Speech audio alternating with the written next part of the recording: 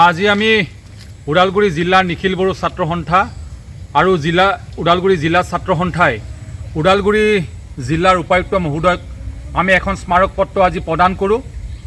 ওদালগুৰি জিলাত যি ডাম্পাৰৰ যি দৌৰাত্মক এই ডাম্পাৰসমূহ বন্ধ কৰাৰ দাবীত আজি আমি স্মাৰক পত্ৰ প্ৰদান কৰোঁ। আমাৰ দাবী ৰাতিপুৱা 7 বজাৰ পৰা সন্ধিয়া 5 বজালৈ যি স্কুল খোলাৰ টাইমত সেই ডাম্পাৰসমূহ আমি সমগ্ৰ ওদালগুৰি জিলাত বন্ধ ৰাখিবলৈ আমি দাবী জনাইছোঁ। আৰু আজি যি ডাম্পাৰৰ খুন্দাত যি স্কুলীয়া ছাত্ৰী এগৰাকী যি নিহত হ'ল তেখেতক চৰকাৰীভাৱে যি আৰ্থিক ক্ষতিপূৰণ দিবলৈ আমি নিখিল বড়ো ছাত্ৰ সন্থা আৰু ওদালগুৰি জিলা ছাত্ৰ সন্থাই আমি স্মাৰক পত্ৰ যোগে জিলা উপায়ুক্তক আমি আজি দাবী জনাইছোঁ।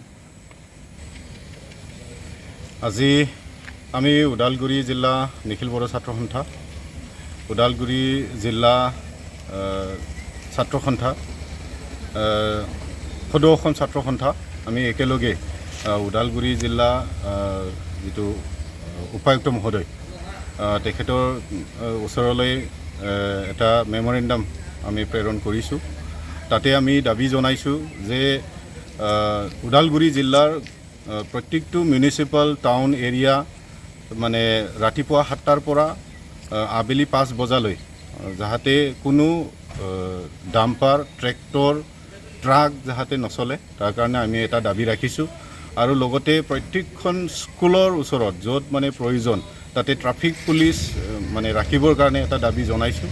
আৰু লগতে আজি ৰাতিপুৱা যিটো সংঘটিত হৈ গ'ল এজনী এছবফৰ্ড কলেজৰ জুনিয়ৰ কলেজৰ ছাত্ৰী হাই ছেকেণ্ডেৰী ছেকেণ্ড ইয়াৰৰ ছাত্ৰী তেখেতক যিহেতু ডাম্পাৰেদি এক্সিডেণ্ট হৈ মানে নিহত হ'ল তাৰ মানে ভিক্টিমৰ যিটো ফেমিলি তালৈকে মানে কম্পেনচেশ্যন দিয়াৰ কাৰণে এটা দাবী লৈ আমি আজি স্মাৰক পত্ৰ প্ৰেৰণ কৰিছোঁ।